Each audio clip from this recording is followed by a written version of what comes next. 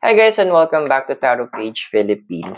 So, gawin natin sa video na to ang weekly horoscope para po sa may mga sun, moon at rising sign na Aquarius for November 24 to 30.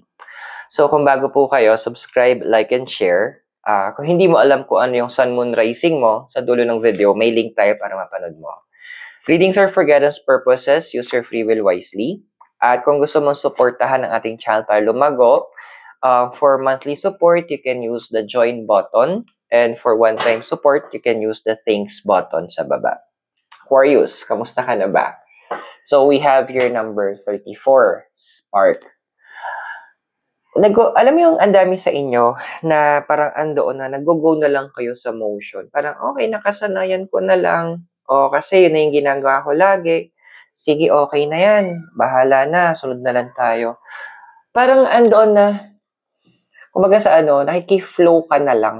Yung may kasabihan nga sila na only dead fish go with the flow. Parang hindi ko alam kung in bit lukewarm, parang maligam-gam na yung nagiging pakiramdam mo. Na sige na, pwede na to. Yun na yung nakasanayan ko eh.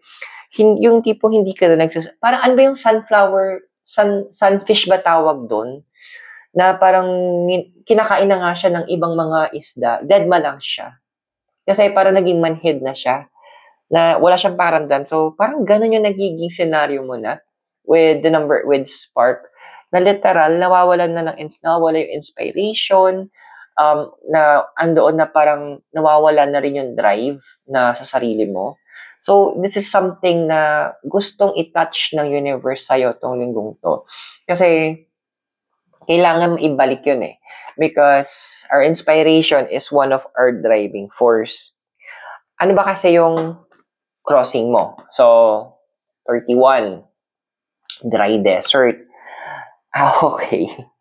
May ito two things yung pinapaalala sa'yo ng universe dito. Una, you are the captain of the ship. Ikaw yung master ng soul. Ibig sabihin nun, ikaw magdadirect. Ikaw magdedesisyon. Hindi natin pwedeng sabihin, kasi hindi ko feel gawin. No. What we are really trying to say is, kasi nag-decide ako na hindi ko feel gawin. Decision is very important. Ang sinasabi ng universe dito. Kumbaga, andoon na ikaw yung dapat mag-drive. You decide to get out of your bed. You decide to be happy. Happiness is a choice, ha? Parang Pokemon yan, di ba? I choose you. So, yung pangalawa na lumalabas dito is andoon din na yung mga tao sa paligid mo. Fine, kumbaga, sabi nga ni Solomon, Proverbs 27 verse 17, is iron sharpens iron, so a man sharpens another. Kumbaga, humanap ka ng mga tao na andoon na naghahanap din, na meron silang drive, andoon na meron silang zest, na tinatawag, zest of life, andoon na gusto, yung tipong palaban yung energy nila, na gusto nilang yung maging accomplish. Hayaan mong mahawa ka sa kanila. Hayaan mo na, kumbaga yun nga, kumbaga sa bakal, hayaan mo yung ma-sharpen ka because of them. Kasi yun yung minsan kulang eh. Kaya minsan parang andoon na, kaya di ba yung mga ibang religious group, they have a weekly meeting para andoon na ma-encourage nila, ma-edify nila, ma-strengthen nila yung bawat isa. Kasi kapag lumiban ka o lumayo ka doon sa mismong sa iba na andoon na nagalagablab sila sa passion, makikita mo, nag-level down ka din. So, this is a time na you need to surround yourself with people na merong drive sa life nila. Now, yung desire card mo, we have here is number 37, cleaning house. Yung totoo, maglinis ka ng bahay. Literal na linis to, Andoon na yung mga abubot. Tsaka ang linis, hindi yung tipong, sige lang, nagwalis lang. May tawag yun, lola ko dun sa amin, yung tipong winalis lang. Tapos, hindi namin pinagpagyubasahan or yung sa ilalim ng upuan, hindi namin binalik-balikan para mawalis yung sulok-sulok. Yung walis tamad, ang tawag niya doon. Huwag natin gawin yon. So, andoon na, you need to do deep cleaning, literal, in your physical dwelling space, especially sa room mo. Bakit? Kasi ito yung place of recharging mo eh. And as you do a physical cleansing doon sa kwarto mo, andoon na it also nagre-reset yun ng energy ng kwarto mo para magkaroon ng bagong flow. I think sa feng shui din yun may ganun na kapag naglinis ka, it allows the good energy to flow naturally and perfectly. So literal, kailangan natin para yung inspiration mo din is maibalik sa'yo. Tsaka syempre, di ba, iba pa rin yung malinis yung kwarto. Ayun, yung foundation mo, we have here is number 45, sad embrace. Okay. So, kaya madaming naging manhid sa inyo kasi andoon na parang nasanay na kayo sa mga nangyayari. Parang, okay na yan, sige, ganyan naman talaga eh. So, wala na akong magagawa. Parang andoon or pagod ka na lang na lumaban. Napagod ka na lang na parang, kasi nagkaroon ka ng feeling na kahit ano man laban ko, wala naman nangyayaring hindi maganda. Yun yung masakit na reality na dineclare kasi natin. Yun yung nangyayari. Tapos hinalo pa natin yung emotions natin doon. Mas naging powerful yun na manifest tuloy. So ito yung sinasabi ngayon ng card. Medyo mahirap din siyang gawin. Pero you need to face yung mga emotions mong yon, yung disappointments mo. Actually, may mga tao na you need to also reach out sa kanila para to reestablish yung connection mo with them. Kasi andoon na sabihin natin na they will help para maibalik yung spark mo ulit sa life mo. Yung desire mo for growth. Now, in the past, we have here is number 28, movement. Ayun, so madami sa inyo parang feeling nyo na stuck up kayo kasi kinokontrol kayo ng mga tao sa paligid nyo, dinidiktahan kayo. Pero totoo, hindi naman They're doing that because they love you. Nagpapaalala sila kasi concerned sila. May mga times sa pinagbabawalan ka nila kasi may nakikita sila na hindi mo napapansin. Oo, air element ka, advanced ka mag-isip, analytical ka. Pero, aminin natin, hindi lahat ng bagay is alam natin. Tao tayo di ba? Hindi lahat ng bagay is napapansin natin.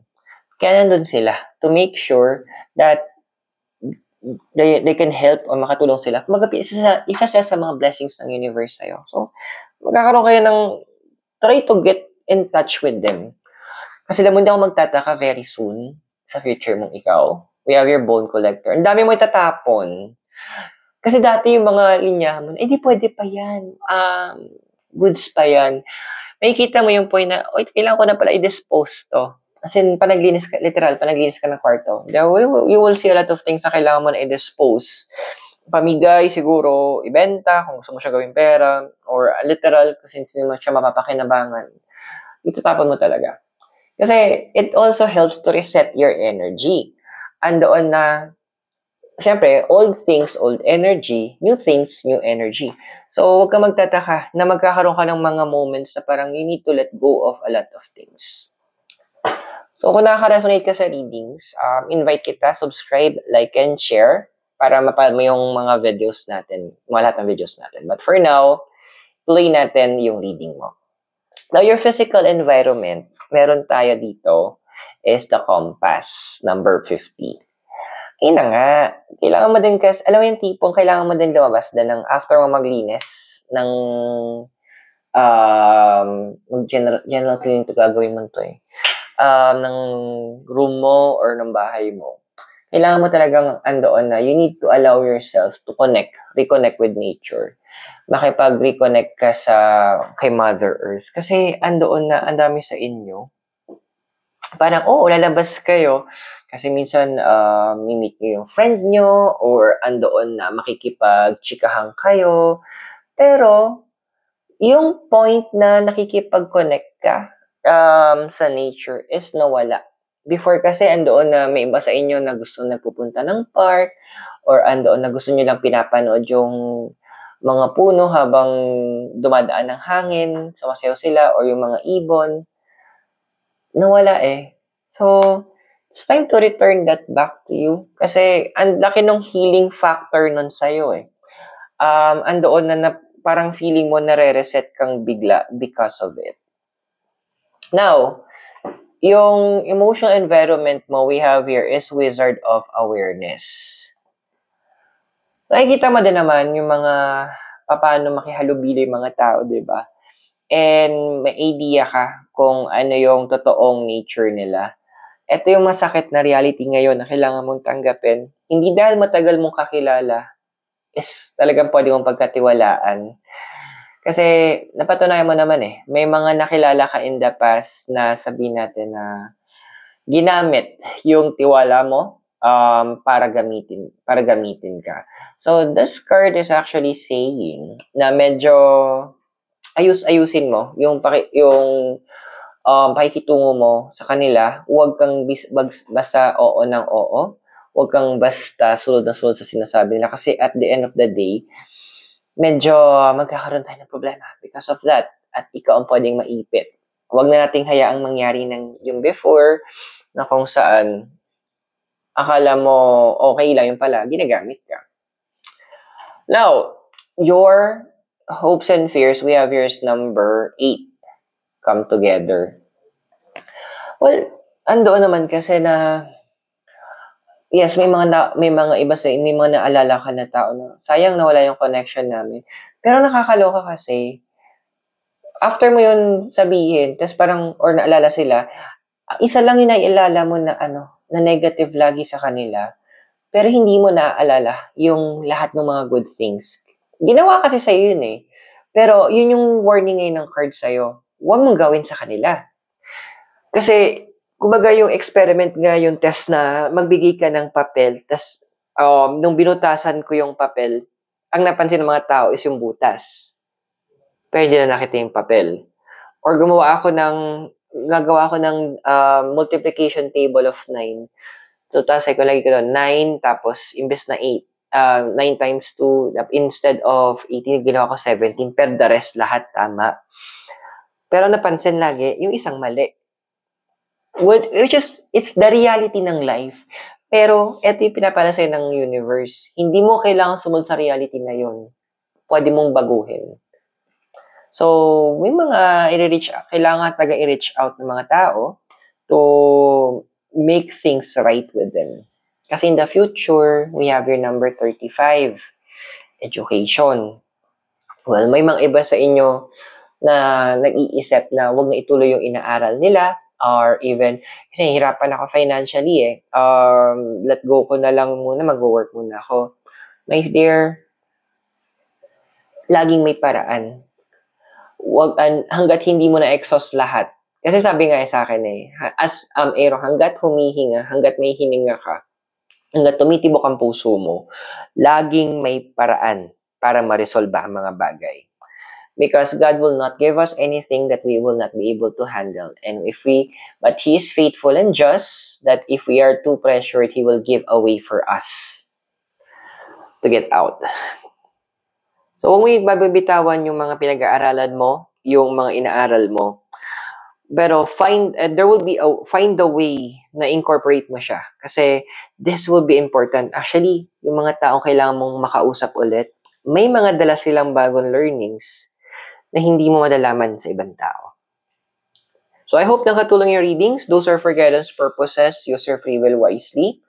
And subscribe, like, and share. So maraming salamat. God bless, Namaste, Hare Krishna, and blessed be. And hope to see you soon. Mula pa sa Baguio City. Have a great day. I'll see you and bye for now.